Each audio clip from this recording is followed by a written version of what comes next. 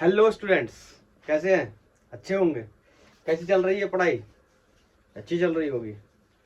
चलो, आज हम लोग डिस्कस करने वाले हैं, जैसे प्रीवियस लेक्चर में अपने इलेक्ट्रोस्टैटिक्स में या इलेक्ट्रिक फील्ड्स एंड चार्ज वाले चैप्टर में हमने चार्ज की कुछ प्रॉपर्टीज के बारे में डिस्कस किया था। और प्रॉपर्टीज ऑफ चार्ज के बारे में डिस्कस करने के बाद हमारा आज का जो टॉपिक है दैट इज कूलम्ब्स लॉ। क्या है कूलम्ब्स लॉ, क्यों है कूलम्ब्स लॉ? इसलिए लास्ट लेक्चर से एक पॉइंट को उठाते हैं, वहां से आगे कैरी करते हैं। मैंने आपको चार्जेस की प्रॉपर्टीज के बारे में बताया था, तो वहां पे एक प्रॉपर्टी बताई थी मैंने आपको, लाइक चार्जेस क्या करते हैं? रेपेल करते हैं। और अनलाइक चार्जेस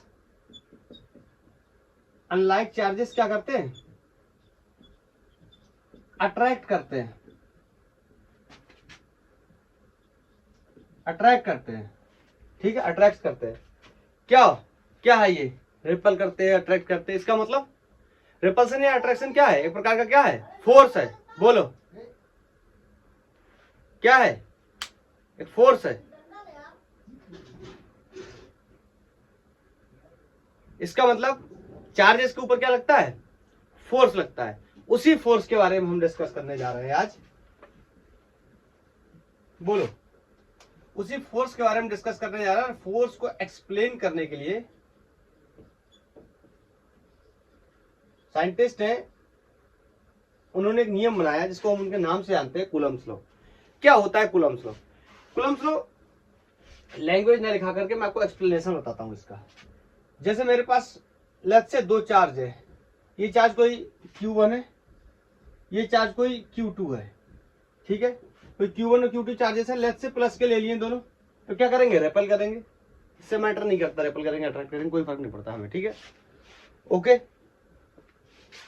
और अब ये चार्ज आपको पता है एक दूसरे पे क्या लगाने वाले हैं? फोर्स लगाने वाले। उसी फोर्स का हम क्या करने वाले हैं? कैलकुलेशन।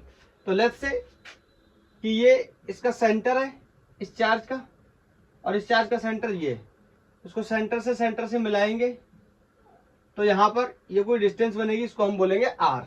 ठीक है, हमने कुछ ऐसी आर बोल दिया। क्या है? आगे चल के इसके बारे में और भी बात करेंगे। तो इन दोनों चार्जेस पे लगने वाला जो फोर्स है ना, वो इनके चार्जेस के प्रोडक्ट के मैग्नीट्यूड के बराबर होता है। Clear? Means F is directly proportional to Q1 Q2। बोलो, दोनों चार्जेस के मल्टीपल प्रोडक्ट क्या है? डायरेक्टली प्रोपोर्शनल है। और दोनों चार्जेस के बीच का जो डिस्टेंस है, इसके इनवर्स स्क्वायर प्रोपोर्शनल है। इसके कैसा प्रोपोर्शनल है? इनवर्स स्क्वायर प्रोपोर्शनल है। तो यहां से अगर हम इसको लिखना चाहें तो F from the equation first and two, हम क्या लिख सकते हैं? F is directly proportional Q1 Q2 upon R square. बोलो, F is directly proportional to Q1 Q2 upon R square. हटाएंगे प्रोपोर्शनलिटी, एक आएगा क्या? कांस्टेंट। पहले मैं विजुअलिटी चेक कर लूं कहां तक, वरना ऊपर लिख दूंगा। ठीक है, कोई बात नहीं, आएगा कांस्टेंट। इसका नाम क्या हो? सॉरी, के Q1 Q2 upon R square. ठीक है, ये क्या है? कांस्टेंट है। प्रोपोर्शनलिटी कांस्टेंट भी बोल सकते हैं, कांस्टेंट है। अब इसको यहां पे लिखता हूं, थोड़ी सी बातें बताता हूं इसके बारे में। F equal to K Q1 Q2 upon R square. ये क्या है? कांस्टेंट है। और कैसा कांस्टेंट है? मैंने आपको क्लास 11th में डायमेंशनल एनालिसिस के अंदर दो प्रकार के कांस्टेंट बताए थे। मैंने बताए थे कि डायमेंशनल कांस्टेंट और डायमेंशनल वेरिएबल्स, मतलब ऐसी वैल्यूज जिनके डायमेंशंस होते हैं लेकिन उनकी वैल्यू क्या होती है? फिक्स होती है। और ऐसे कांस्टेंट जिनके पास कोई भी डायमेंशन नहीं होती है और वैल्यू फिक्स होती है या वैल्यू वेरी कर सकती है। तो ये एक ऐसा कांस्टेंट है, ये डिपेंड करता है किसके ऊपर? डिपेंड्स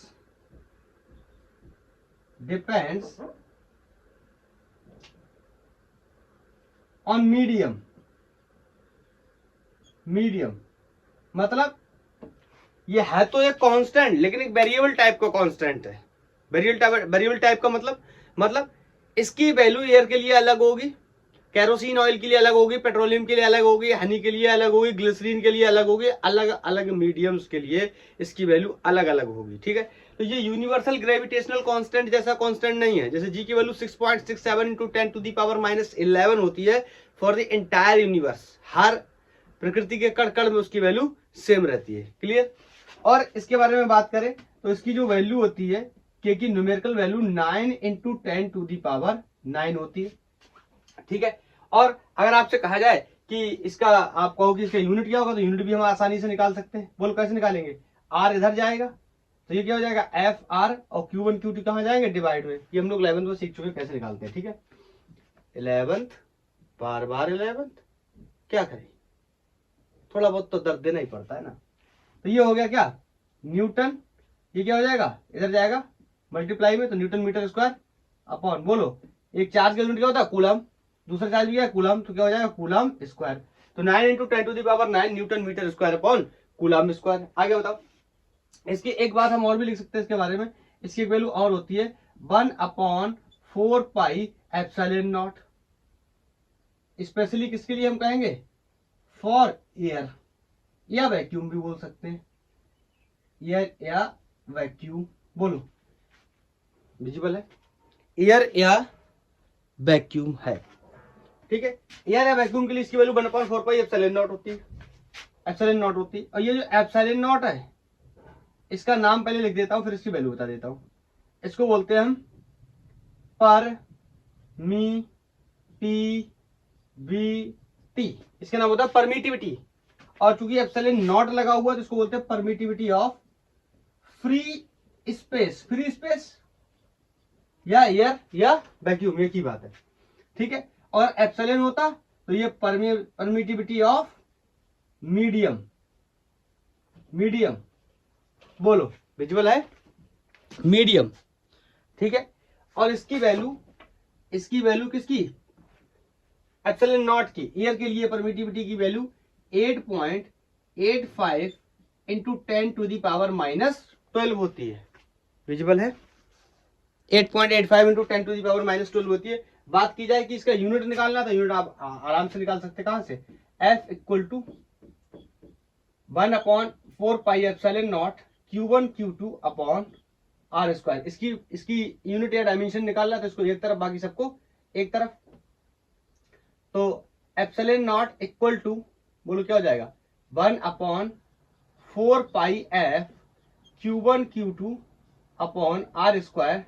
तो अगर हमें लिखना हो इसका क्या यूनिट, तो क्या हो जाएगा, बोलो चार्ज है 2 तो कूलम्ब स्क्वायर अपॉन न्यूटन, और ये मीटर स्क्वायर। तो इसका यूनिट क्या होगा coulomb square upon newton metre square. बोलो क्लियर है, क्लियर है, ठीक है, क्लियर है। अभी बहुत कुछ बताएंगे, पहले मैं आपको जनरल इसका एक आइडिया दे रहा हूँ, इसकी वैल्यू क्या होती है, कैसे हम इसका यूज करेंगे क्वेश्चंस के अंदर। ठीक है, अब मैं इसको हटा रहा हूँ, आप नोट कर लो, नोट कर लो, कर लिया, ओके चलो हटाता हूँ।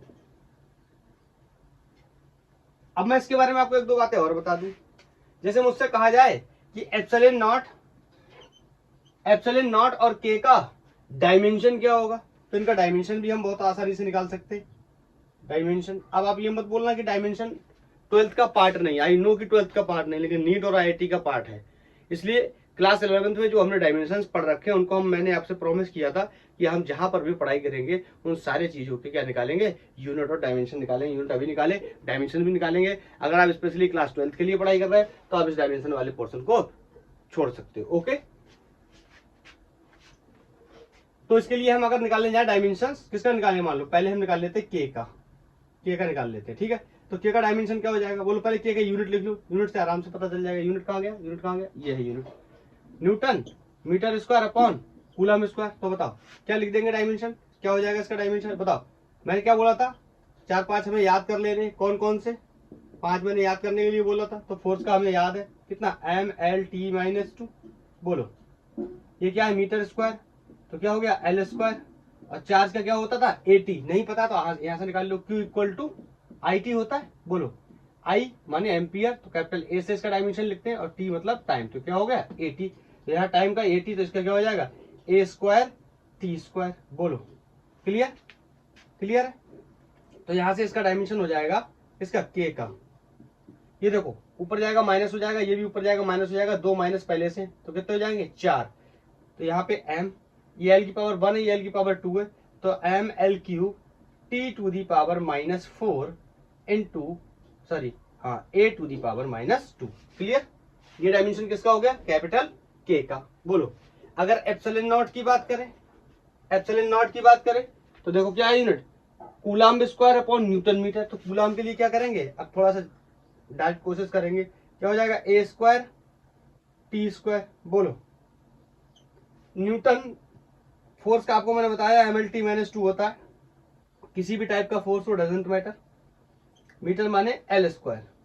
ओके, तो यहाँ पे फिर से l की पावर कितनी हो गई 3, तो यहाँ पे एप्सिलॉन नॉट का डायमेंशन मैं लिख देता हूँ।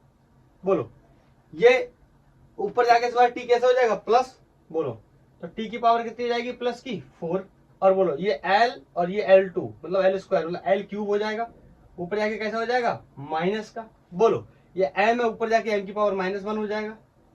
बोलो और ये a और a मौजूद है तो ये a की पावर कितना हो जाएगा 2। ये चेक कर लूं पहले विजुअल है, नहीं सारी मेहनत खराब हो जाए। हाँ है विजुअल।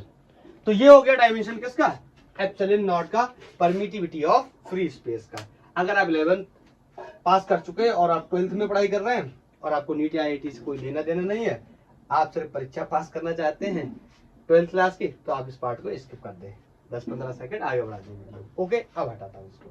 आई थिंक नोट कर लेंगे, कर लिया होगा, एसएस वालों ने एसएस भी ले लिया होगा। ओके, अब मैं हटा रहा हूँ इसको। परमिटिविटी ऑफ मीडियम ये क्या होता है, इसके विषय में हम आगे डिस्कस करेंगे कि ये किस तरीके से वेरी करता है, इसका रिलेशन क्या होता है। आज हम कूलम्ब्स लॉ की ही बात करने वाले हैं सिर्फ, ठीक है। तो इतनी चीजें मैंने आपको बताई, आई थिंक क्लियर होगा। अब मैं एक दो बात आपको और बताता हूँ कूलम्ब्स लॉ के रिगार्डिंग। आपको पता है हमने क्या निकाला, फोर्स। हमने क्या निकाला, फोर्स। और आपको पता फोर्स कैसी क्वांटिटी होती है, वेक्टर क्वांटिटी। उससे पहले मैं आपको एक दो बातें और बताता हूँ, ध्यान से सुनना। ये कंपटीशन लेवल की बात बता रहा हूँ, वहां पे आपको ट्रैप कर सकता है क्वेश्चंस के अंदर गलत करवाने के लिए। देखो ये डिस्टेंस मैंने r ली है, तो मैं इस r डिस्टेंस को थोड़ा सा यहाँ पे मेंशन करना चाहता हूँ। ये जो r डिस्टेंस है ना, ये डिस्टेंस को आप ध्यान रखना है। This is the distance from centre to centre of two different charges. बताता हूं इसका मतलब क्या है। मतलब कई बार क्या होगा ना, ऐसे देगा एक चार्ज ट्रैप करने के लिए क्वेश्चंस में, और बोल देगा ये डिस्टेंस लेथ से कोई 5 सेंटीमीटर है, क्लियर। और हमसे बोलेगा इसका जो रेडियस है लेथ से कोई 2 सेंटीमीटर है और इसका रेडियस कोई 3 सेंटीमीटर। ऐसे हमसे क्वेश्चंस में बताएगा भी, और हमसे कहेगा इनकी वैल्यू चार्जेस की कुछ दे रखेगा, जैसे 2 गुलाम 4 गुलाम लाइक दैट, प्लस माइनस से भी कोई फर्क नहीं पड़ता, देखते हैं भी। तो इससे कोई वैल्यू हमें दे देगा, लाइक कह देगा मान लो एक चार्ज 2 कूलम का है, एक चार्ज 3 कूलम का है, और ये चार्ज स्फेरिकल शेप के हैं जिनका रेडियस 2 सेंटीमीटर और 3 सेंटीमीटर है रिस्पेक्टिवली। बोलो क्लियर, 2 सेंटीमीटर और 3 सेंटीमीटर है कैसा रिस्पेक्टिवली। तो कहेगा what will be the force between the two charges, और हम लगाने जाएंगे F equal to K Q1 Q2 upon R square. K की value 9 into 10 to the power 9। बोलो, और चार्जेस 2 और 4 है उनकी वैल्यू रख देंगे, R की वैल्यू कितनी रख देंगे 5, सेंटीमीटर को मीटर में कन्वर्ट कर देंगे, उसको क्या कर देंगे स्क्वायर, और क्या कर देंगे सवाल गलत कर देंगे। क्यों? क्योंकि this r is the distance from centre to centre of the two different charge. मतलब आपको डिस्टेंस कहां से लेनी है, यहां से लेनी है, और कहां तक लेनी है, यहां तक लेनी है। मतलब अब ये टोटल डिस्टेंस ये कितना है 3, और ये कितना है 2, और ये टोटल ये कितना है 5, तो ये टोटल डिस्टेंस कितनी हो गई 2 + 5 + 3। इसका मतलब हमें लेना है कितना 10 सेंटीमीटर डिस्टेंस को कंसीडर करना है। आई थिंक क्लियर होगा, जो बात मैं बता रहा हूं वो क्लियर होगी। बोलो, तो इसका ये ध्यान रखना है हमें कि जो r डिस्टेंस है ये हम कहां से लेते हैं, सेंटर से सेंटर के बीच में लेते हैं, ठीक है क्लियर। हटा देता हूं अभी सबको और आप और कुछ बताता हूं। ओके,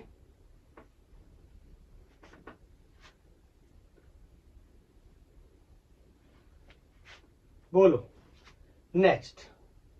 एक बात हमें और भी पता है कि फोर्स कैसी क्वांटिटी होती है, वेक्टर क्वांटिटी होती है।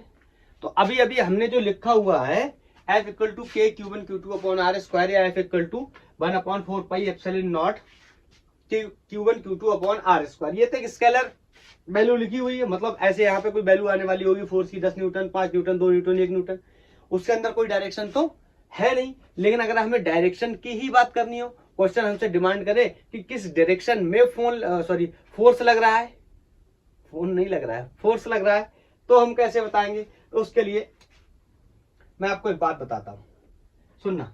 मैं क्या कहूंगा कि ये वाला चार्ज इस वाले चार्ज को इधर फोर्स लगाएगा, ये वाला चार्ज इस वाले चार्ज को इधर फोर्स लगाएगा। तो लिख देता हूं, पहले बनाता हूं, सब नोट कर लिया होगा सारी वैल्यूज आपको। हाँ, ये एप्सिलॉन नॉट की और के की वैल्यूज आपको लर्न करनी है, इसका कोई सोल्यूशन नहीं है, ठीक है? ये वैल्यू आपको याद होनी चाहिए फॉर द क्वेश्चन सॉल्विंग। अब सुनना, मैं क्या कहूंगा, इस वाले चार्ज ने इस वाले चार्ज को ऐसे फोर्स लगाया, तो ध्यान से रखना, यहाँ पे मैं जो लिख रहा हूँ ना उसको ध्यान से समझना। यहाँ फोर्स लगा किस पे? जिस पे लगा वो पहले फोर्स लगा 2 पे, लगाया किसने? 1 ने, और ये मैंने लिख दी कोई डायरेक्शन, राइट साइड या प्लस एक्स डायरेक्शन। ओके, यहाँ पर इस वाले चार्ज ने इस वाले चार्ज को कुछ ऐसे रिपल किया। बोलो, फोर्स लगा किस पे? 1 पे, लगाया किसने? 2 ने, ये हो गई कोई direction.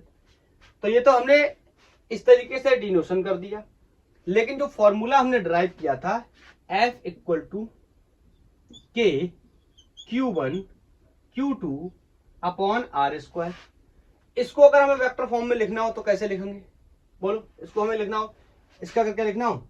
Vector form of Coulomb's law. बोलो, तो कैसे लिखेंगे? मैंने आपको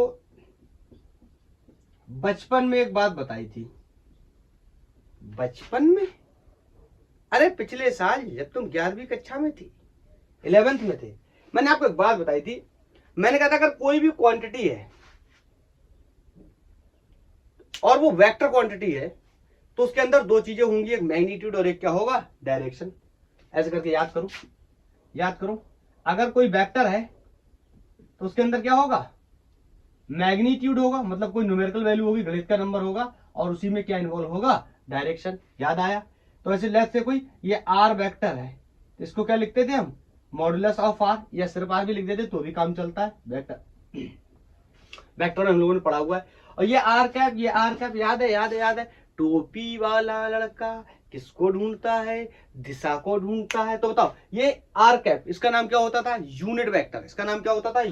इसका मैग्नीट्यूड हमेशा 1 यूज किसके लिए किया जाता है? सिर्फ डायरेक्शन को पता करने के लिए, किसी गिवन वेक्टर की डायरेक्शन को पता करने के लिए। इसका कोई भी यूनिट और कोई भी डायमेंशन नहीं होता है, ये बात भी मैं आपको पहले बता चुका हूं। तो यहां से R cap equal to R vector upon modulus of R, ऐसे भी लिख सकता हूं मैं।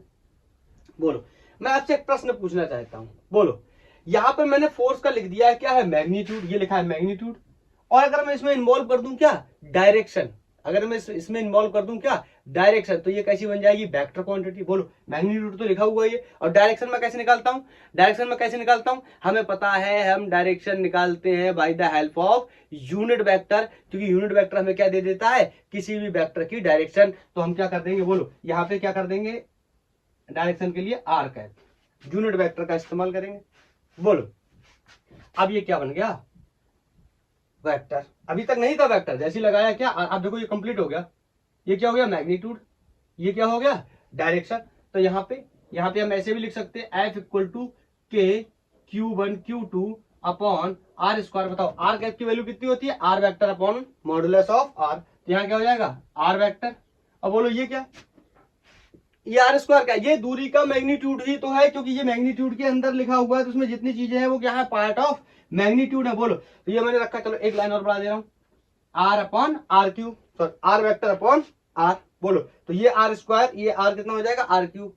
कैसे मल्टीप्लाई कर पा रहा हूं? ये दोनों चीजें क्या है? सेम, क्योंकि ये भी क्या है? मैग्नीट्यूड, और ये भी क्या है? मैग्नीट्यूड। तो दोनों मैग्नीट्यूड है, तो क्या हो जाएगा? क्यूब हो जाएगा। तो यहां से मैं कह सकता हूं कि जो वेक्टर फॉर्म है that is K Q1 Q2 upon R square, sorry R cube into R vector. ये तो हो गया कूलम्स लॉ का वेक्टर फॉर्म। बोलो, ये तो हो गया कूलम्स लॉ का वेक्टर फॉर्म। अब आप कहोगे सर स्कूल में तो कुछ और लिखाया था, वो पता नहीं क्या था, समझ नहीं आ रहा था। कोई बात नहीं, वो भी बता देंगे, लेकिन ये क्लियर है ना, ये क्लियर है हम इसको कैसे लिखेंगे, क्लियर है। मैंने आपको बार बार बताया, बहुत ही बेसिक तरीके से समझेंगे। तो डायरेक्शन कौन देता है, यूनिट कैप। किसी का भी यूनिट कैप बनाना हो, जैसे यहाँ पे हम किसका बना रहे हैं, लेट्स से डिस्प्लेसमेंट का पोजीशन का यूनिट कैप बना रहे हैं, तो R vector equal to modulus of R into direction. तो आर कैप हमने निकाला vector R upon modulus R, इसको यहाँ प्लेस कर दिया, क्योंकि यहाँ फोर्स में वेक्टर तो सॉरी फोर्स में मैग्नीट्यूड तो पता ही था, और डायरेक्शन अगर पता चल जाती किसकी, फोर्स, ये आपको यहाँ पे फोर्स का रखना चाहिए था क्या, यूनिट कैप। हाँ बिल्कुल सही बात है, लेकिन जो फोर्स का डायरेक्शन होगा वही डायरेक्शन किसका होगा, डिस्प्लेसमेंट वेक्टर का भी डायरेक्शन वही होगा। कैसे, इस बात को मैं अभी आगे आपको बताऊंगा। तो इसलिए उस चीज का इस्तेमाल करके मैंने यहाँ पे किसका डायरेक्शन रख दिया, डिस्प्लेसमेंट वेक्टर का डायरेक्शन रख दिया। अब बताओ, किसी चीज पे फोर्स लग रहा है, किसी चीज पे फोर्स लग रहा है, तो जिधर फोर्स लगेगा अल्टीमेट पार्टिकल भी तो उधर ही डिस्प्लेस होने वाले हैं। बोलो, तो डिस्प्लेस होने वाले मतलब उसकी पोजीशन क्या होने वाली है, चेंज होने वाली है। और डिस्प्लेसमेंट कैसे निकालते थे, final position minus initial position. तो फाइनल पोजीशन तभी तो पिक्चर में आएगी जब किसी ने उस पर फोर्स लगाया होगा, मतलब पोजीशन को डिस्प्लेस किया होगा। तो पोजीशन को डिस्प्लेस किया है, तो जिस डायरेक्शन में डिस्प्लेस किया उसी डायरेक्शन में क्या आने वाला है, फोर्स का रिजल्टेंट उसी डायरेक्शन में आना है, और पार्टिकल भी उसी डायरेक्शन में डिस्प्लेस हुआ है। इसका मतलब जो डिस्प्लेसमेंट का जो वेक्टर आने वाला है वो भी उसी डायरेक्शन में। इसी वजह से यहाँ पे लिखा मैंने फोर्स और निकाल लिया कौन, आर वेक्टर। आई थिंक अब क्लियर होगी ये बात। वेक्टर फॉर्म में इसको लिख दिया मैंने। हाँ, ये डिस्प्लेसमेंट का वेक्टर बना के कैसे लिखेंगे वो भी मैं आपको भी बता दे रहा हूं, ठीक है। तो आप इसको नोट करो, बोलो क्लियर है, नोट करो।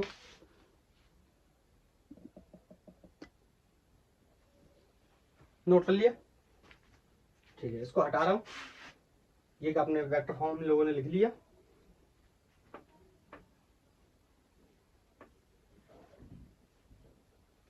अब मैं आपसे एक बात पूछना चाहता हूं, क्या बताओ, अगर मैं आपसे कहूं कि मैं लिखने जा रहा हूं फोर्स ऑन द पार्टिकल या on the charge first due to the second, बोलो, तो आप कहोगे क्या, this is going to be K Q1 Q2 upon R square. बोलो, और मैं आपसे बोलूं force on two due to the one, force on two due to the one, तो आप कहोगे के Q2 पहले लिख लेंगे, और क्या है जिसपे लग रहा है, अपॉन आर स्क्वायर।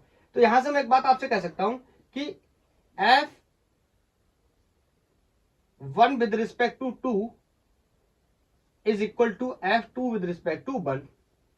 मैं आपसे एक बात ये बोल सकता हूं कि नहीं, अरे आप खुद ही देखो ना, दोनों केसेस में जो फोर्सेस के मैग्नीट्यूड है वो क्या आ रहा है, सेम। हाँ, अगर मैं इनको वेक्टर में लिखना चाहूं तो बोलो इनके डायरेक्शन कैसे आ रहे हैं, अपोजिट। डायरेक्शन कैसे आ रहे हैं, अपोजिट। कैसे अपोजिट आ रहे हैं, कैसे अपोजिट आ रहे हैं, बहुत ही क्लियर हमें दिखाई दे रहा है। ये प्लस एक्स में काम कर रहा है, ये माइनस एक्स में काम कर रहा है, या फिर ऐसा बोल सकते हैं ये राइट साइड में काम कर रहा है, ये लेफ्ट साइड में काम कर रहा है। इसका मतलब यहां पर मैंने एक बात पता करी कि force on 1 due to the 2 will be equal to the force on 2 due to the 1। Magnitude wise तो बराबर होंगे। अगर मैं ऐसा साइन लगा दूं किसका, माइनस का, इसका मतलब दोनों फोर्सेस 180 डिग्री के एंगल पे काम कर रहा है। ये बात आपको समझ में आ भी रही है, फिर अपोजिट है, ये बात भी आपको समझ में आ रही है। तो अगर मैं वेक्टर फॉर्म में लिखना चाहूं तो मैं कैसे लिख सकता हूं, ध्यान से सुनना।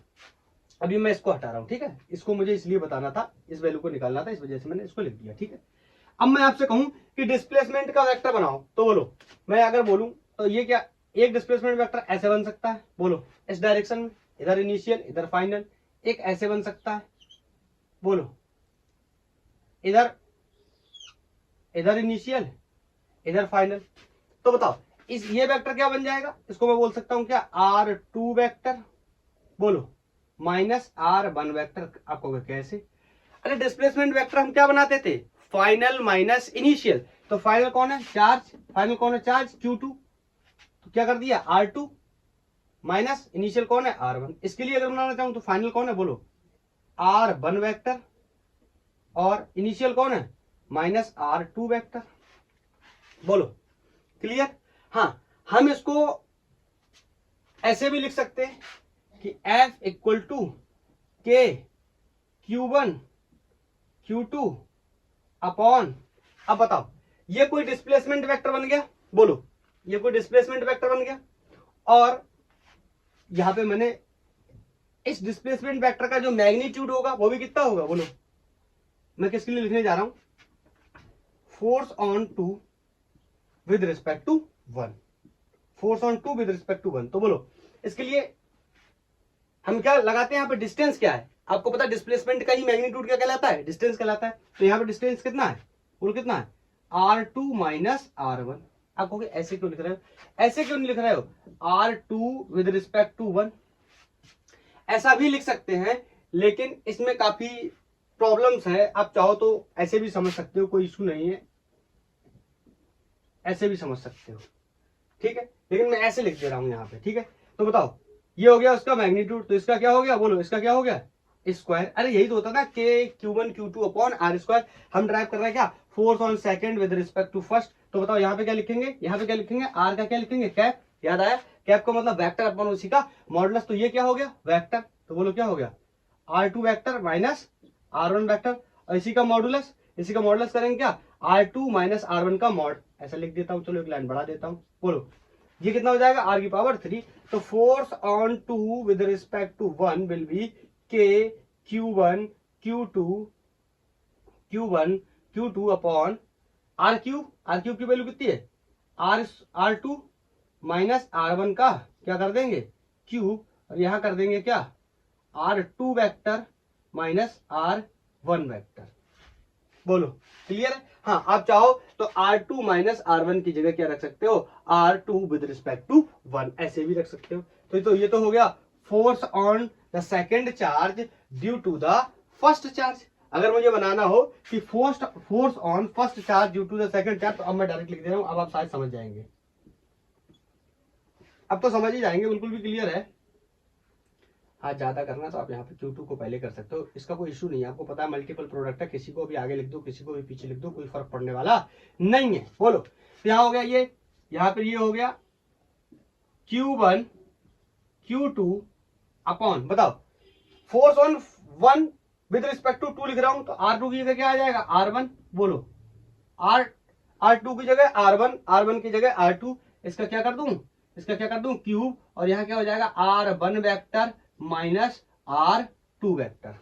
बोलो क्लियर। या R2 माइनस R1 की जगह आप क्या लिख सकते हो, R vector 1 with respect to 2। बोलो तो आपको ऐसे भी देखने को मिलते होंगे ये बुक्स के अंदर। बोलो क्लियर है, क्लियर है। तो हम चाहे तो इसको ऐसे भी लिख सकते हैं, आप चाहो तो इस वैल्यू को हटा करके इसकी जगह ये रख दो। फिर आप कहोगे कि यहां क्या रखें, कोई बात नहीं, इसी का मैग्नीट्यूड रख दो, क्या, इसी का मैग्नीट्यूड रख दो, और इसका मैग्नीट्यूड आपको पता है कितना, R2 माइनस R1, या आप सीधा यही रख दो, R2 R1 का मैग्नीट्यूड। अल्टीमेट वैल्यू वही आने वाली, चाहे किधर से भी करो आप। ओके, तो ये हो गया वेक्टर फॉर्म। पहले मैंने आपको बेसिक बता दिया कि सिंपली कैसे लिख सकते हैं, तो मैंने बताया कि सिंपली हम ऐसे भी लिख सकते हैं, 1/4 pi epsilon naught Q1 Q2 upon R। किसी को क्या लिख सकते हैं, R कैप, किसी का यूनिट वेक्टर क्या होता है, उसी का वेक्टर अपॉन उसी का मॉडुलस। तो मैंने क्या लिखा, उसी का वेक्टर अपॉन उसी का मॉडुलस। 2 मॉडुलस पहले से थे, एक मॉडुलस और आ गया, तो कितने मॉडुलस हो गए, 3। ये सबसे बेसिक फॉर्म है, ऐसे भी लिख सकते हैं हम। बोलो ये बोर्ड के पॉइंट ऑफ व्यू से इंपॉर्टेंट हो सकता है, ये स्कूल में आने वाले डेरिवेशंस के पॉइंट ऑफ व्यू से इंपॉर्टेंट हो सकता है, वहां पूछ सकते हैं आपसे, ठीक है। नीट या IIT में हमारा इसका कोई बहुत ज्यादा सिग्निफिकेंस होने वाला नहीं है, बस हमें डायरेक्शंस का ध्यान रखना है कि हमें किस तरीके से डायरेक्शंस को बताना है। आई थिंक आपने ये नोट कर लिया होगा। अब मैं आपको 1-2 बातें और बताता हूं, इसको हटा रहा हूं, हटाऊं, ओके। अब ये वेक्टर फॉर्म क्लियर हो गया। यहां पे मैं अगर आपसे एक बात बोलूं कि F equal to Q1 Q2 upon R square, क्या होगा कि यहाँ पे जो चार्जेस है, यहाँ पे जो चार्जेस दिए हैं, इन चार्जेस का हमें क्या दे रखा होगा, साइन भी दे रखा होगा। बोलो क्या दे रखा होगा, साइन। जैसे मैंने दोनों चार्ज प्लस लिए हैं, तो इसका मतलब ये तो है नहीं कि दोनों चार्जेस हर बार में प्लस होंगे, दोनों चार्जेस माइनस भी हो सकते हैं। एक कोई चार्ज प्लस भी हो सकता है, एक कोई चार्ज माइनस भी हो सकता है, कोई चार्ज छोटा भी होगा, कोई चार्ज बड़ा भी होगा। तो हम इसको कैसे टैकल करेंगे, देखो मैं आपको बताऊं। जब भी मेरे से मैग्नीट्यूड पूछा जाएगा तो हम ऐसे ही बता देंगे, क्या है magnitude, F equal to K Q1 Q2 upon R square, ठीक है। और हमसे अगर पूछा जाएगा क्या डायरेक्शन के बारे में, तो डायरेक्शन के लिए हम क्या करेंगे, वेक्टर कि डायरेक्शन के अलोंग ही डायरेक्शन को देख करके हम बता देंगे। इसका मतलब यहाँ पर हम साइन को बहुत ज्यादा इंपॉर्टेंस में लेने वाले नहीं है। तो मैं आपको ये सजेशन बताता हूं कि चाहे चार्ज प्लस हो या चार्ज माइनस हो, आप हमेशा क्या कंसीडर कर लो, आप हमेशा प्लस ही कंसीडर कर लो या माइनस ही कंसीडर कर लो, don't worry. Okay, does not matter कि क्या कंसीडर कर रहे हैं, आप क्या कर लो उसको, या आप चाहो तो दोनों को भी एक साथ रख दो तो भी कोई फर्क नहीं पड़ता। अगर आप दोनों को चार्जेस को एक साथ रखोगे तो हमें क्या करना पड़ेगा, बाद में डायरेक्शन देखनी पड़ेगी और डायरेक्शन के हिसाब से भी वो चीजें वैल्यू हो जाएंगी, क्लियर हो जाएंगी, उनसे कोई प्रॉब्लम आने वाली नहीं है। लेकिन मैं फिर भी आपको ये सजेशन देता हूं कि बार बार आप दोनों चार्जेस रखोगे तो कई बार क्वेश्चन में जो फोर्स की वैल्यू है वो माइनस आ जाएगी, कई बार क्वेश्चन में फोर्स की वैल्यू प्लस आ जाएगी और ऑप्शंस में माइनस दिया हुआ नहीं होगा तो आप परेशान हो गए या आपको लगेगा कि इसको क्या करना चाहिए। तो आप सिंपली इसको हर बार में क्या कर लो, प्लस ही रख लो। मतलब चार्जेस की वैल्यू को हर बार में क्या रख लो, प्लस ही रख लो, बिना साइन के रख लो। ठीक है, मतलब बिना साइन का मतलब प्लस ही रख लो। बोलो क्लियर। तो ये 2-3 बातें मैंने आपको क्लियर करके बताई, आई होप क्लियर होगा। बोलो, एकदम बिल्कुल क्लियर होना चाहिए। अब मैं इसके 2-4 पॉइंट्स आपको और बताता हूं regarding to the Coulomb's law के लिमिटेशंस के रिगार्डिंग। बोलो क्लियर है, बिल्कुल क्लियर है। तो मैं आपको 2-4 बातें और बताता हूं।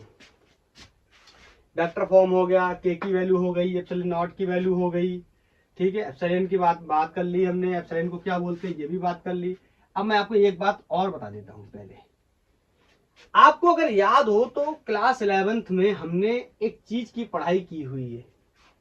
क्लास 11th ये क्या होता है, होता है, हम भूल गए वो अलग बात है, हमने पढ़ाई नहीं करी वो अलग बात है, होता है।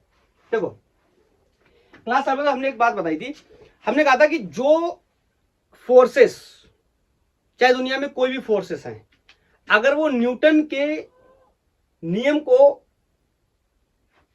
फॉलो करते हैं, न्यूटन लॉ ऑफ फोर्सेस को फॉलो करते हैं, तो वो रियल फोर्स होंगे, अदरवाइज वो सूडो फोर्स हो जाएंगे।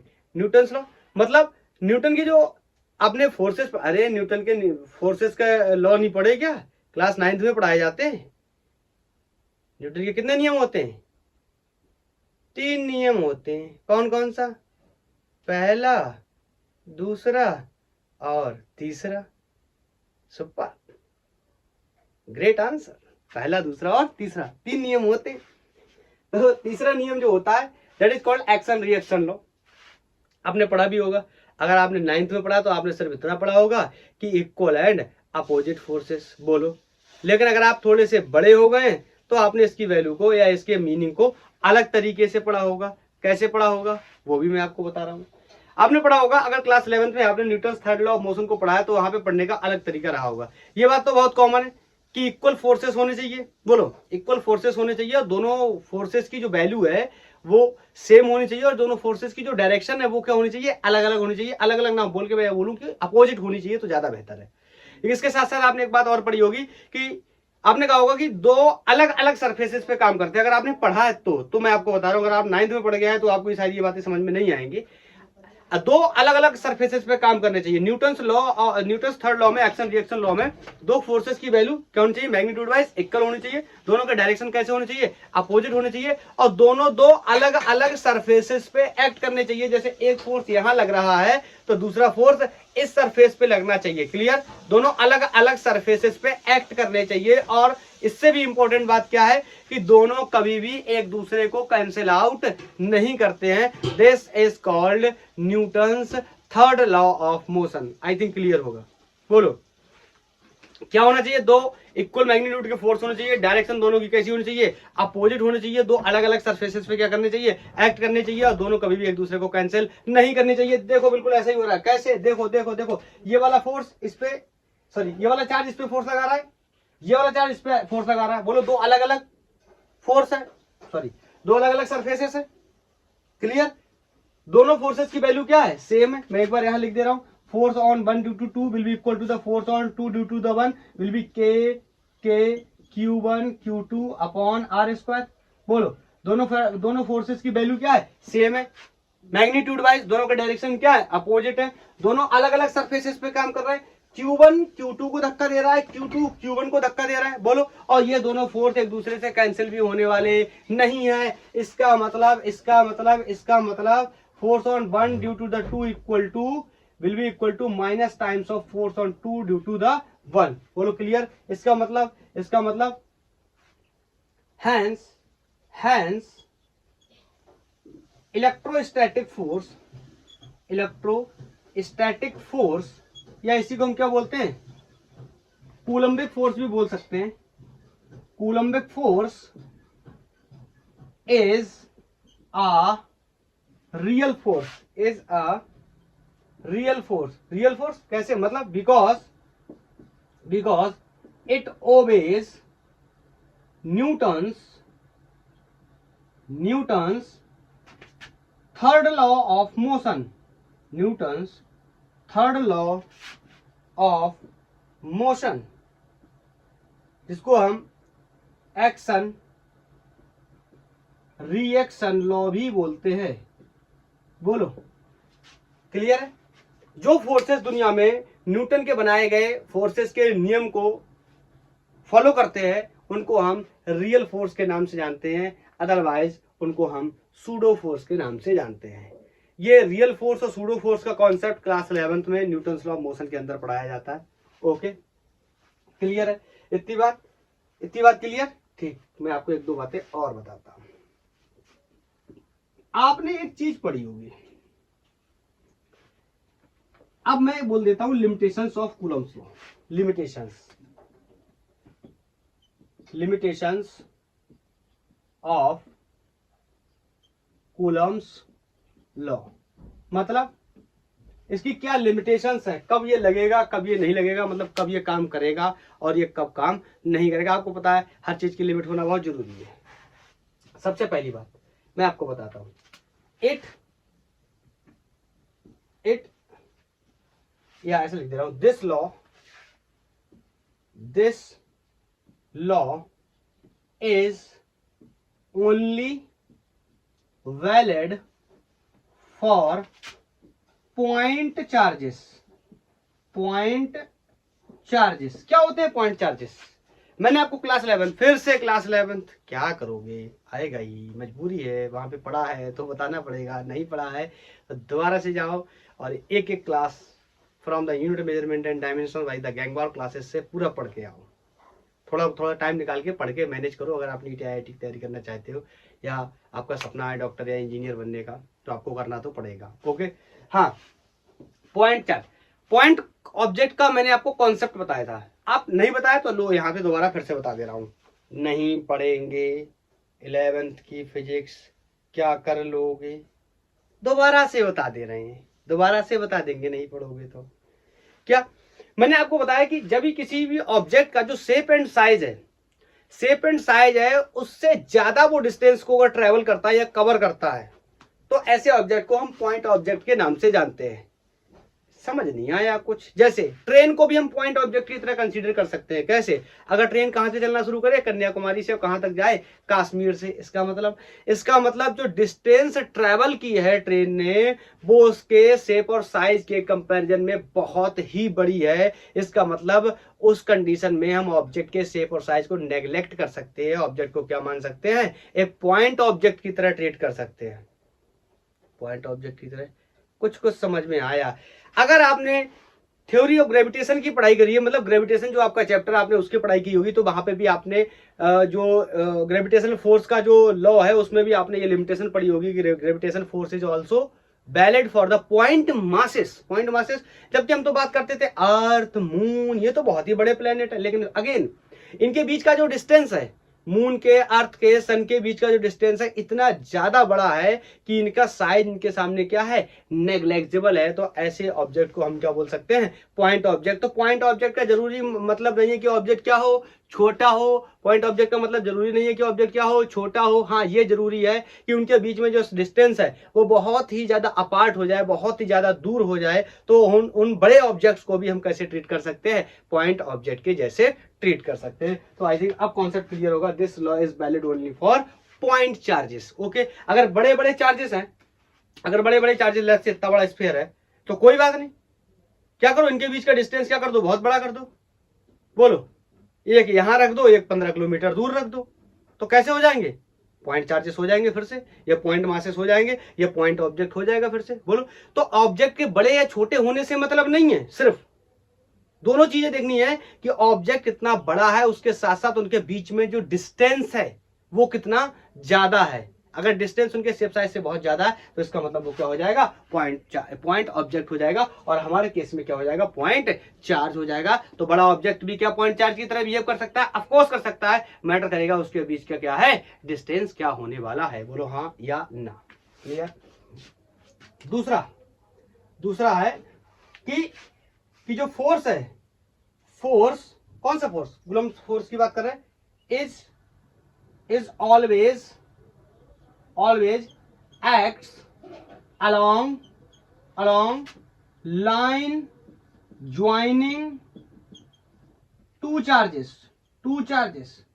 line joining two charges। इसका मतलब मैं आपको बताता हूं, जैसे लेट्स से ये कोई चार्ज है Q1, ये कोई चार्ज है Q2, ये इसको अट्रैक्ट कर रहा है या इसको रिपल कर रहा है, तो ये इसको ऐसे रिपल नहीं कर सकता। मैं जब स्टूडेंट्स को पढ़ाता हूं क्लास के अंदर ऑफलाइन में, तो मैं ऐसे बताता हूं कि कभी भी ये चार्ज एक दूसरे को आड़ा बेड़ा टेढ़ा, ये क्या है, आड़ा बेड़ा टेढ़ा, सब एक ही बात है, आड़ा बेड़ा टेढ़ा अट्रैक्ट या रिपल नहीं करेगा। ये कैसा रिपल या अट्रैक्ट करेगा, इसका जो फोर्स होगा, लेट्स से ये चार्ज Q1 है, ये चार्ज क्या है, Q2 है। आपको पता है इसके सेंटर से सेंटर तक हमने डिस्टेंस को एक लाइन, इमेजिनरी लाइन से जोड़ा था। ऐसी कोई लाइन होती थोड़ी, इमेजिनरी लाइन है, विजिबिलिटी चेक कर लूं, है विजिबल। बोलो, अगर एक सेंटर को एक चार्ज के सेंटर को दूसरे चार्ज के सेंटर से मैंने एक इमेजिनरी लाइन से जोड़ा था, तो इसी लाइन पे क्या होगा, फोर्स लगेगा, इसी लाइन पे क्या होगा, फोर्स लगेगा। अगर ये सेम नेचर के, लेफ्ट से ये पॉजिटिव हो गया, ये नेगेटिव हो गया, तो ये इसको इसी पे क्या करेगा, अट्रैक्ट करेगा, और ये वाला भी इसको क्या करेगा, इसी पे क्या करेगा, अट्रैक्ट करेगा। दोनों एक दूसरे को इसी पे क्या करेंगे, अट्रैक्ट। ये वाला इसको ऐसे अट्रैक्ट करेगा अपनी तरफ, और ये वाला इसको ऐसे अट्रैक्ट करेगा अपनी तरफ, समझ गए। ये वाला इसको ऐसे अट्रैक्ट करेगा अपनी तरफ, ये वाला इसको ऐसे अट्रैक्ट करेगा अपनी तरफ, क्योंकि कैसे, अपोजिट नेचर। आई थिंक मेरी बात आप समझ पा रहे होंगे कि मतलब जो अट्रैक्शन है या जो क्या है, रिपल्सन है, ये किस पे होगा, लाइन ज्वाइनिंग टू चार्जेस पे होगा। लाइन ज्वाइनिंग का मतलब दो चार्जेस का जो सेंटर है, सेंटर से, एक चार्ज के सेंटर से दूसरे चार्ज के सेंटर तक हमने कोई एक इमेजिनरी लाइन बनाई। कोई जरूरी नहीं कि ये लाइन ऐसी ही हो कि बिल्कुल स्ट्रेट हो, ऐसा जरूरी नहीं है। ये ऐसा भी हो सकता है कि एक चार्ज यहाँ पे है, एक चार्ज यहाँ पे, तो इन दोनों चार्जेस को मैंने मिलाया। बोलो, विजिबल है, ठीक है, इन दोनों चार्जेस को मिलाया। लेट्स से ये पहले प्लस प्लस है दोनों, या बहुत बार प्लस प्लस कर लिए, चलिए एक बार माइनस माइनस कर लेता हूं। ये चार्ज क्या है, माइनस, तो ये वाला चार्ज इसको ऐसे रिपल करेगा और ये वाला चार्ज इसको ऐसे रिपल करेगा। I think story is very clear. अगर ये प्लस है, ये माइनस है, तो ये इसको क्या करेगा, ऐसे अट्रैक्ट करेगा, और ये वाला क्या करेगा, इसको ऐसे अट्रैक्ट करेगा। ठीक है, किस पे अट्रैक्शन होगा या रिपल्सन होगा, हमेशा लाइन ज्वाइनिंग चार्जेस के ऊपर ही होने वाला है। बोलो हाँ या ना। क्लियर, कभी भी आड़ा बेड़ा टेढ़ा नहीं कर सकता। तो मैं ये फोटो हटा देता हूं, एक्सप्लेनेशन क्लियर है। बोलो क्लियर। तीसरा है, इट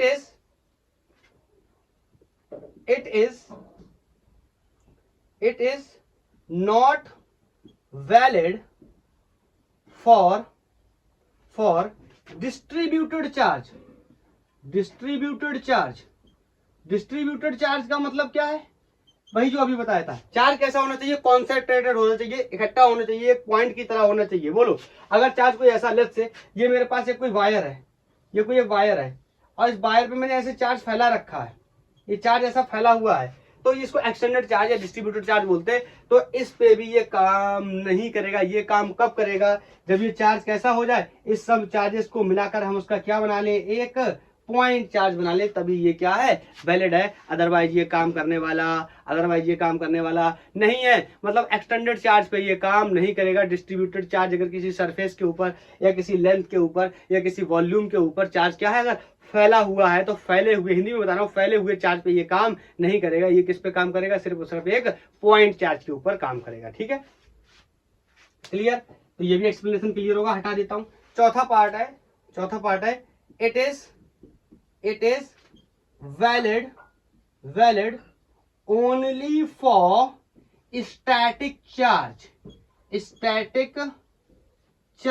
इसका मतलब समझे, अगर चार्ज चलने लगा, अगर चार्ज ये रेस्ट पे है, ये कोई चार्जेस हैं लेट्स से Q1 Q2, और अगर ये दोनों रेस्ट पे हैं यहां तो लगेगा कूलम्स लॉ, लेकिन अगर ये कोई चार्ज v1 वेलोसिटी से, ये कोई चार्ज v2 वेलोसिटी से चलने लगे, चाहे एक्सेलरेटेड मोशन से चले या कांस्टेंट वेलोसिटी से चले, डजंट मैटर, अगर इनके अंदर मोशन है तो इस पे कूलम्स लॉ वैलिड होने वाला नहीं है। बोलो बोलो क्लियर, बोलो क्लियर। तो कूलम्स लॉ के लिए ये 4 इंपॉर्टेंट वैलिडेशन है, इन पे हमें लिमिटेशंस है, इन पे हमें ध्यान रखना चाहिए कि ये सिर्फ काम करेगा पॉइंट चार्ज के लिए। कॉन्सेप्ट क्या है मैंने बिल्कुल एक्सप्लेन कर दिया है, मैंने बता दिया कि force always act along the line joining two charges क्या है, बिल्कुल एक्सप्लेन कर दिया है मैंने। उसके बाद not valid for the distributed charge, मतलब फैले हुए चार्ज पे काम नहीं करेगा, कॉन्सेंट्रेटेड चार्ज पे काम करेगा या पॉइंट चार्ज पे ही काम करने वाला है। उसके अलावा मैंने आपको बताया this is valid only for the static charges, मतलब चार्जेस के अंदर मोशन नहीं होना चाहिए। बोलो बोलो क्लियर, कोई डाउट, बोलो। हटा देता हूं।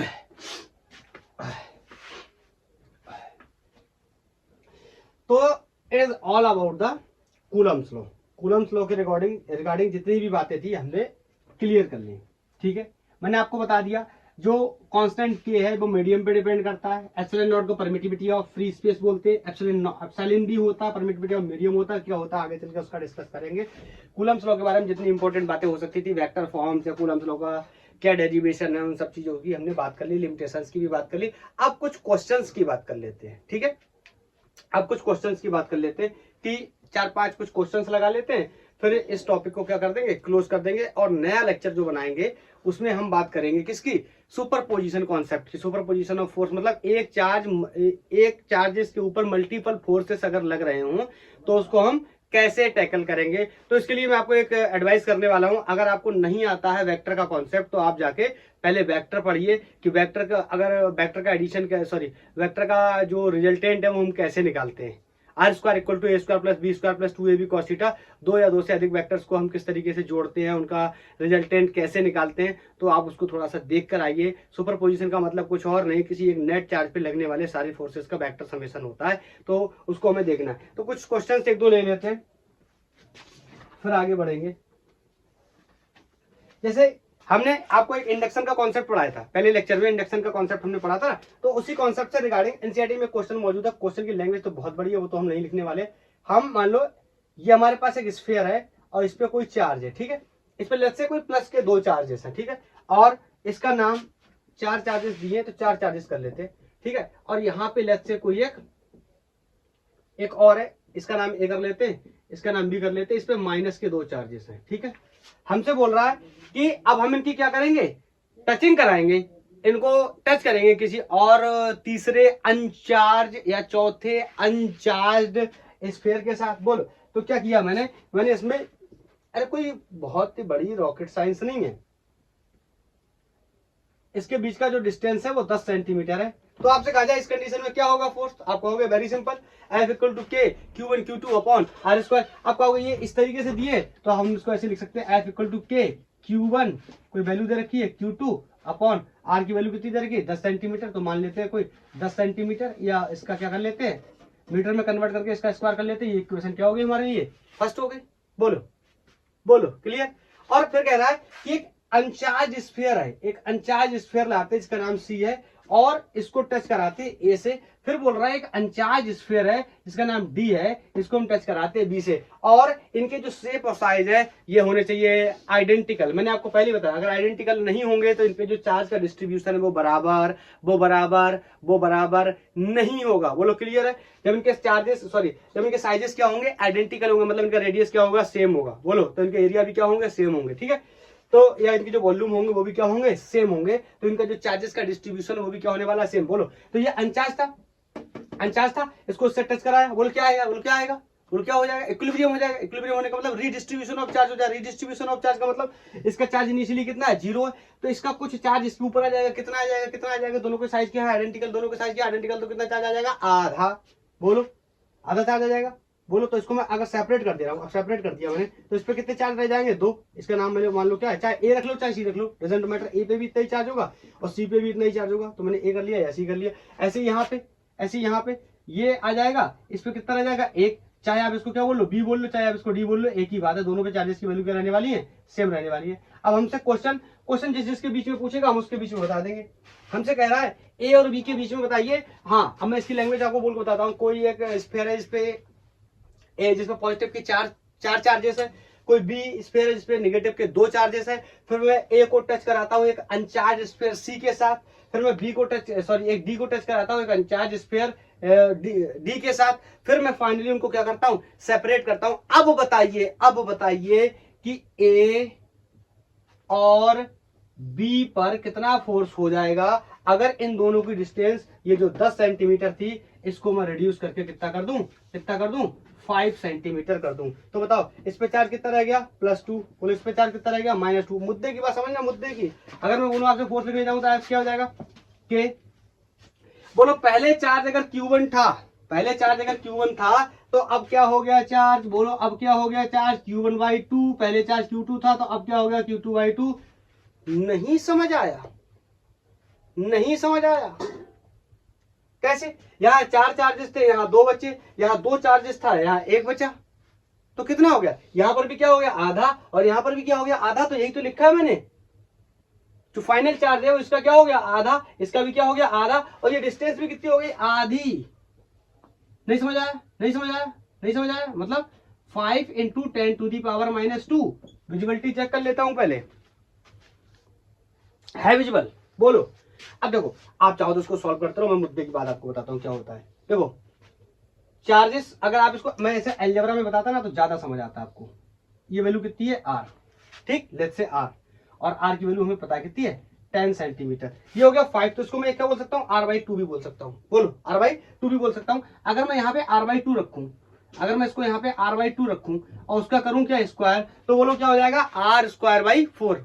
बोलो क्या हो जाएगा r²/4, और ये 2 और ये 2 2 जा 4, 4 से क्या हो जाएगा एलिमिनेट। बोलो, अरे नहीं समझ आया।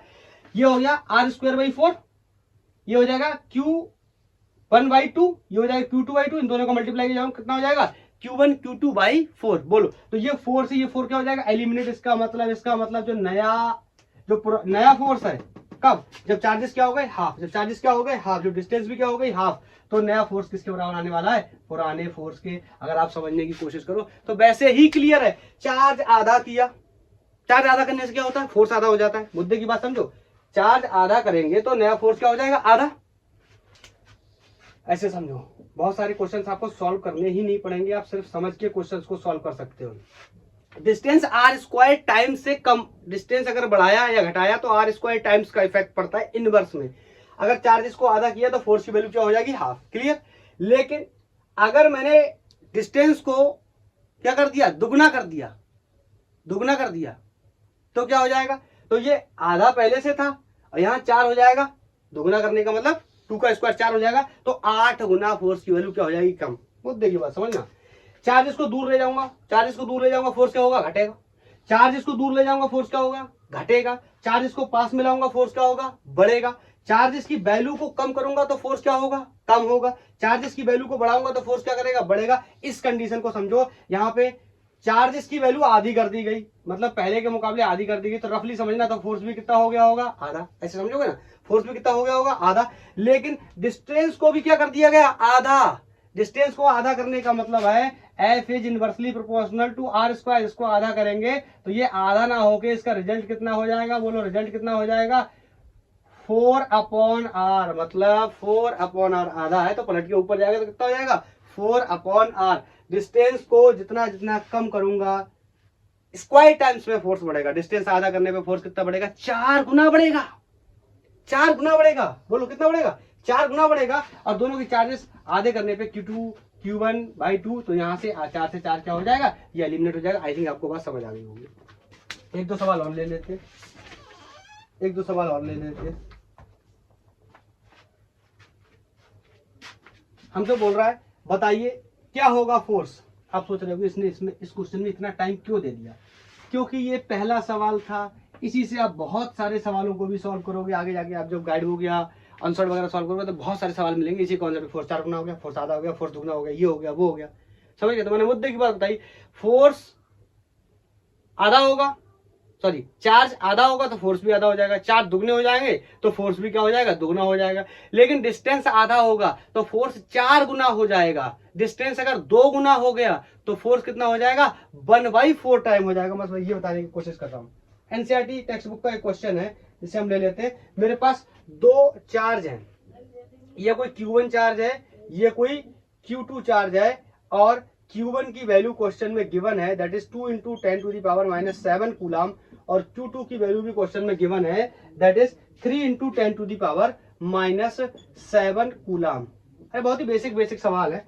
हमसे कह रहा है कि इन दोनों को 30 सेंटीमीटर, इन दोनों को 30 सेंटीमीटर दूर रखा गया है एयर के अंदर। इसमें अभी कोई मीडियम मौजूद नहीं है। कौन है, एयर मीडियम है। हाँ, मीडियम चेंज होने पे फोर्स की वैल्यू भी क्या हो जाएगी, चेंज। कैसे होगी आगे देखेंगे, ठीक है। और हमसे कह रहा है कि बताइए, ऑफकोर्स इन पे फोर्स बताइए कितना होगा। तो हमें क्या पता, Q1 Q2 अपॉन R²। बोलो, तो F will be Q1 Q2 upon R²। K की वैल्यू 9 × 10⁹ बोलो बोलो बोलो बोलो। Q1 is 2 × 10⁻⁷, Q2 is 3 × 10⁻⁷। बोलो, और R की वैल्यू कितनी, 30 सेंटीमीटर्स में, किसमें कर लेंगे, मीटर्स में। इसका क्या करेंगे, स्क्वायर। बोलो, अरे बोलो बोलो बोलो इसको। अरे यार, इसको सॉल्व भी नहीं कर पाओगे क्या। तो ये हो जाएगा, देखो 4 पावर इसको करेंगे तो कितना हो जाएगा 4, और ये कितना हो जाएगा 100। अरे 3 किसका 30 का स्क्वायर कितना हो जाएगा 900। तो 2 जीरो इसमें, ये 10⁴ तो अल्टीमेट कितना बचेगा 10⁻⁻2 ऊपर जाएगा। इसके साथ किसी के साथ कटवा लो आप, यहाँ जोड़ लो, कोई फर्क नहीं पड़ता। 11 हो जाएगा। ये कितने हैं 14 में से 11 जाएंगे, कितने बचेंगे 14 में से 11 जाएंगे, कितने बचेंगे 10⁻⁻3, क्योंकि 14 किसके माइनस के। ठीक है, पहले पावर्स को सॉल्व कर लेते हैं। फिर ये कितना है 9, तो ये बोलो, अरे ये 900 हो गया नहीं हो गया, मैं यही तो बताने की कोशिश कर रहा हूँ। 900 × 10⁻⁴, तो इसको करूंगा तो यहाँ कितना रह जाएगा, पावर 2 रह जाएगी, और ये 9 से 9 क्या हो जाएगा, एलिमेंट हो जाएगा, और ये कितना हो जाएगा 2 3 जा 6। तो फोर्स की वैल्यू कितनी हो गई 2 3 जा 6 × न्यूटन। बोलो, अब कैलकुलेशन पे वैसे भी ज्यादा ध्यान नहीं देते हम, ठीक है। क्लियर क्लियर क्लियर, कोई डाउट, कर लिए नोट, हटा दूं। नेक्स्ट क्वेश्चन है। अब चाहो तो ये जो क्वेश्चंस मैं ये करा रहूंगा, आप एनसीईआरटी टेक्स्ट बुक खोल के देखेंगे तो वहां पे भी मिल जाएंगे। नेक्स्ट क्वेश्चन है कि एक 0.4 माइक्रो कूलम चार्ज है और एक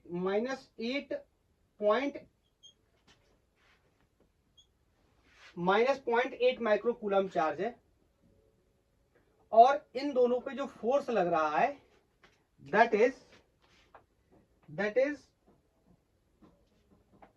0.2 न्यूटन, और वो भी किसके अंदर लग रहा है, एयर के अंदर। मतलब इन दोनों चार्जेस पे जब क्या है, ये दोनों चार्जेस किसमें रखे हैं, एयर में।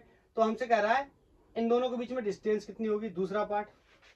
फिर कह रहा है कि दूसरा चार्ज पहले चार्ज पे कितना फोर्स लगाएगा, what is the force on second charge due to first charge.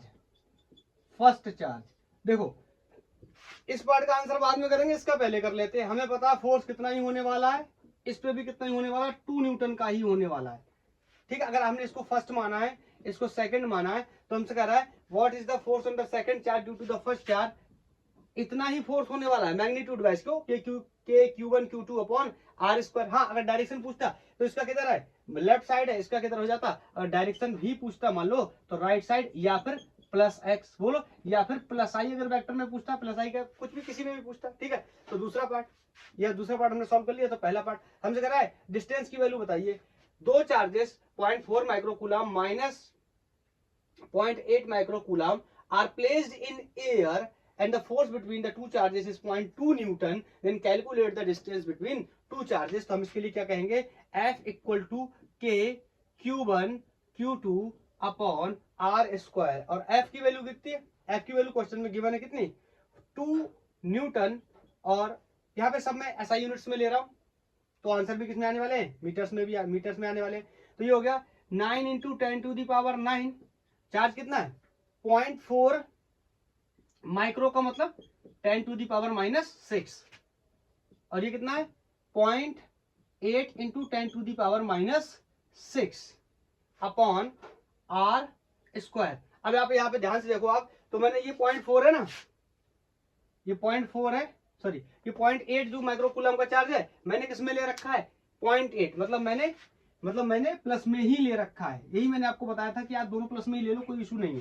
ठीक है, अगर आप यहाँ पे माइनस में लेते, लेट्स से आप यहाँ माइनस में लेते, तो ये आंसर आर का कैसे आ जाएगा माइनस, फिर आप कहोगे आर माइनस में नहीं होता, तो आप इसको छोड़ोगे। इस वजह से मैं बोल रहा हूँ आप हर बार में इसको क्या ले लो, प्लस में ही ले लो। और फोर्सेस पूछता तो हम पूरा निकालने के बाद फोर्स ऑन 1 ड्यू टू 2 पूछता या 2 ड्यू टू द 1 पूछता, तो हम पूरा मैग्नीट्यूड निकाल के let's say force on 2 due to the 1 पूछता या 1 ड्यू टू द 2 पूछता, तो हम क्या कहते, पूरा मैग्नीट्यूड निकाल लेते। उसके बाद हम कहते डायरेक्शन क्या होगी, लेफ्ट साइड होगी या माइनस आई की तरफ होगी या माइनस एक्स की तरफ होगी। बोलो क्लियर।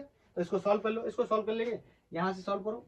इसको सॉल्व करने के लिए तो ये 10⁻6 कितना हो गया 12, ये कितना हो गया 9, तो 12 में से 9 का कितने बचे 3, बोलो किसके माइनस के, बोलो। तो ये हो गया 0.2 is equal to 9 into 0.4 into 0.8 into 10⁻12 में से 9 गए 3, 10⁻3 अपॉन आर स्क्वायर। मैं विजिबिलिटी चेक कर लूँ एक बार, यस इट इज ओके। अब यहां से आर को इधर भेजूंगा, आर स्क्वायर को, और यहां से वैल्यू क्या हो जाएगी, या यहां से यार क्या इतना करना, तो कितना हो जाएगा 2, बोलो 2 हो जाएगा। और ये कितना हो गया 8 दूनी 16, तो 9 into 1.6 into 10⁻³ R square equal to. अब ध्यान से देखो, अगर 16 का पॉइंट, ये सब समझ में आ ही रहा होगा, इसमें क्या ही बताना, 16 का पॉइंट हटा दूं, 16 का पॉइंट कह रहे होंगे, 1.6 का अगर मैं पॉइंट हटा दूं तो यहाँ 10⁻³ से कितना हो जाएगा 10⁻4। अब देखो स्क्वायर रूट ले लूं तो बताओ 9 का बाहर कितना निकलेगा 3, बोलो 16 का कितना निकलेगा 4, और 10 की घात -2 का कितना, सॉरी 10 की घात -4 का कितना निकलेगा 10 की घात -2, 10⁻⁻4 का कितना निकलेगा 10⁻², और आंसर किसमें आ जाएगा मीटर्स में। तो ये हो गया R equal to 12 into 10⁻² metre, या हम इसको ऐसे भी लिख सकते हैं R इक्वल टू 12 सेंटीमीटर। बोलो बोलो क्लियर, बोलो क्लियर। दूसरे पार्ट का आंसर हमने पहले कर लिया, करा what is the force on the second charge due to the first charge, value of the force will be same but in the opposite direction. हमसे कह रहा है दो चार्जेस थे 0.8 microcoulomb and -0.4 microcoulomb and -0.8 microcoulomb, इनके बीच में जो फोर्स लग रहा है वो 0.2 न्यूटन है, तो डिस्टेंस कितनी होगी 12 centimetre, 12 centimetre will be the answer. बोलो क्लियर, क्लियर। नेक्स्ट हटा रहा हूं, नेक्स्ट क्वेश्चन है जो है काफी इंटरेस्टिंग टाइप का सवाल है। मैं उसके बारे में पहले थोड़ा सा सवाल के बारे में बताता हूं, तब आपको सवाल बताऊंगा। सवाल के बारे में बताने का मतलब, आपने अभी न्यूक्लियस नहीं पढ़ा है या आपने केमिस्ट्री में न्यूक्लियस की पढ़ाई की होगी, तो आपने वहां पे फोर्स पढ़ा होगा कि इलेक्ट्रोस्टैटिक फोर्स लगता है न्यूक्लियस के ऊपर। क्यों? क्योंकि चार्ज जो इलेक्ट्रॉन होता है वो सर्कुलर ऑर्बिट्स में चक्कर लगाता है और न्यूक्लियस पे चार्ज होता है, तो एक चार्ज दूसरे चार्ज को क्या करता है अट्रैक्ट। क्यों? न्यूक्लियस का चार्ज कैसा होता है पॉजिटिव, और इलेक्ट्रॉन का चार्ज कैसा होता है नेगेटिव।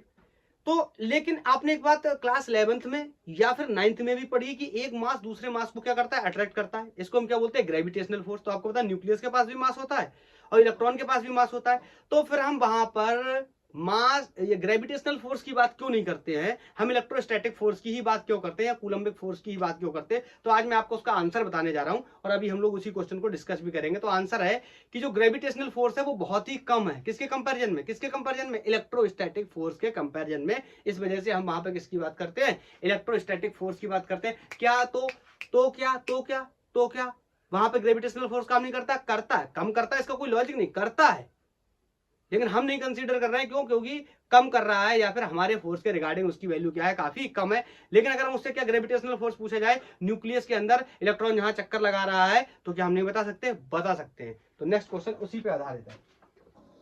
हमसे कह रहा है कि एक इलेक्ट्रॉन और एक प्रोटॉन है, लेट्स से ये कोई एक इलेक्ट्रॉन है और एक कोई प्रोटॉन है, इनके बीच का जो डिस्टेंस है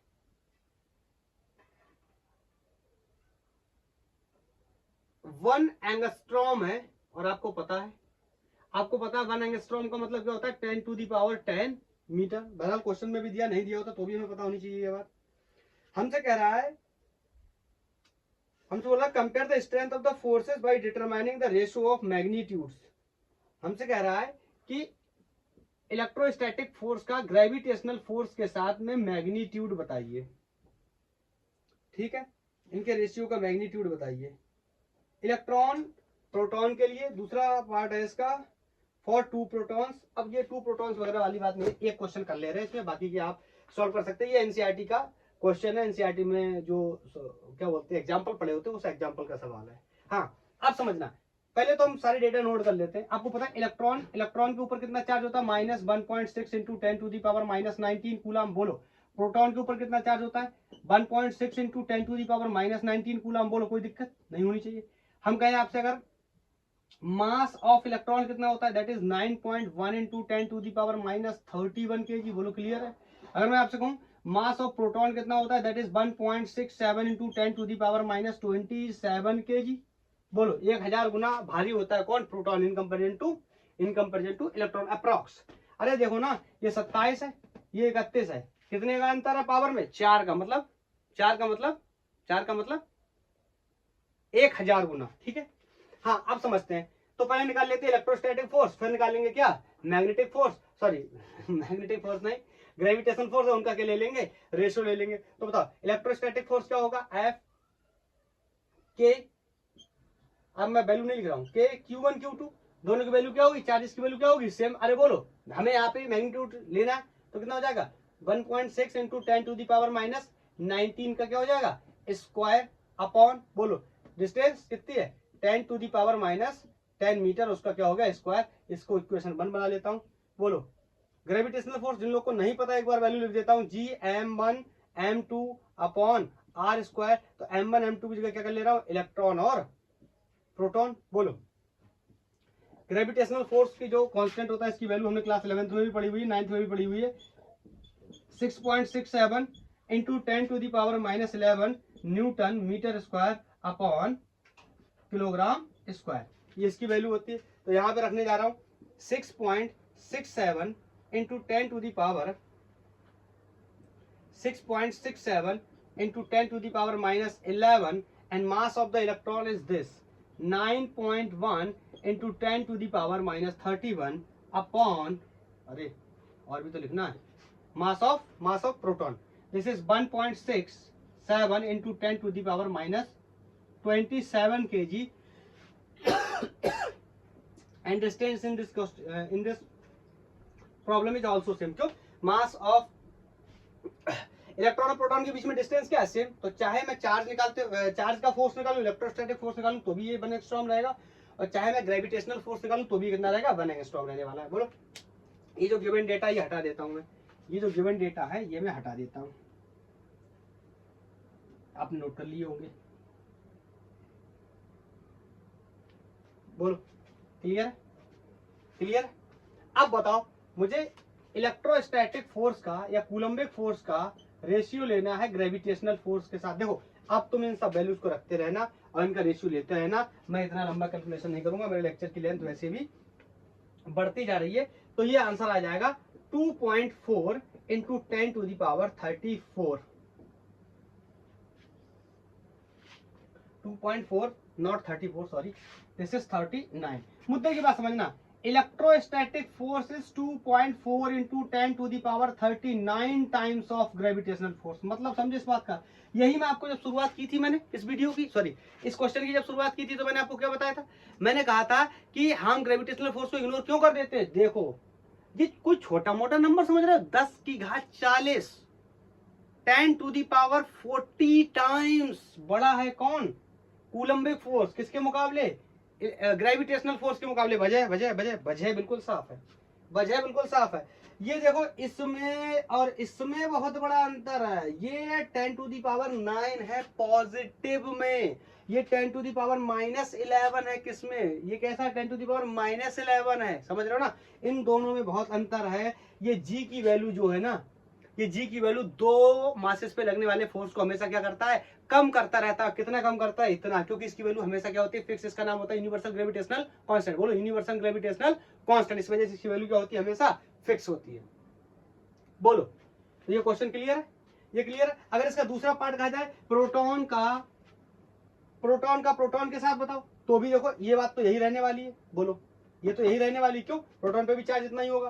तो अगर हम बात करें ग्रेविटेशनल फोर्स की, तो वहां पे क्या बदल जाएगा, 6.67 इंटू 10 to the power -11 mass of proton. दो बार लिख लेंगे, कितना, 1.67 इंटू 10 टू दी पावर -27, और उसका क्या कर देंगे, स्क्वायर। डिस्टेंस फिर भी क्या रहने वाली है, सेम रहने वाली है। बोलो बोलो, तो यहां पर नेक्स्ट केस में हमसे कह रहा है प्रोटॉन के बीच में बताइए, तो प्रोटॉन के बीच में इलेक्ट्रोस्टैटिक फोर्स अपॉन प्रोटॉन के बीच में ग्रेविटेशनल फोर्स, और ये वैल्यू भी अप्रॉक्स 1.3 इंटू 10 टू दी पावर 36 आने वाली है। अब मैं इसका एक्सप्लेनेशन नहीं करने जा रहा हूं, आप इसकी बात को आराम से समझ सकते हैं कि इलेक्ट्रोस्टैटिक फोर्स या coulombic forces approx 10 to the power 36 times greater than the gravitational force. इस वजह से न्यूक्लियस के ऊपर जो कमांड होती है मेनली वो किसकी होती है, इलेक्ट्रोस्टैटिक फोर्स या फिर कूलम्बिक फोर्स की होती है, rather than the gravitational force, but still gravitational force acts